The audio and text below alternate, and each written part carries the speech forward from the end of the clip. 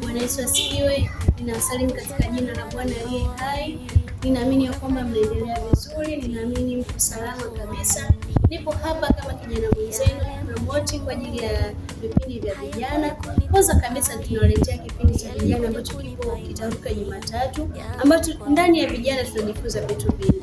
Tunajifunza ujasiriamali, tunajifunza neno la Mungu, tuna midaharo mbalimbali ya neno la Mungu ambayo inatusaidia kujua neno la Mungu limekusudia nini kwa vijana, ambayo linatufundisha kwamba katika maisha ya vijana unatakiwa ufanye kitu gani. Lakini zaidi na zaidi kuna kubwa linakuja ambalo ni sikukuu ya vijana, sikukuu ya wanasiezi wote TAG Tanzania Assemblies of God, ambayo itakayofanyika tarehe 4 mwezi wa 10. Itakuwa ni sherehe kubwa sana. Kanisa letu la TAG ni kwa ajili ya kuwategemeza watumishi ambao wameweka kwa ajili yetu, ambao wanaugua kila siku, asubuhi, mchana, jioni, kwa ajili ya kutuombea sisi. Hivyo ninakukaribisha kijana, hivyo ninakukaribisha baba, wewe uliyeoa, wewe uliyeolewa. Karibu kwenye ibada yetu, kutakuwa na mambo mazuri, kutakuwa na ibada nzuri, ububujiko wa Roho Mtakatifu hautokosekana. Kwa hiyo ninaamini na ninatumai utakuwepo. Kwenye ibada kutakuwa na maigizo, kwenye ibada kutakuwa na mashairi,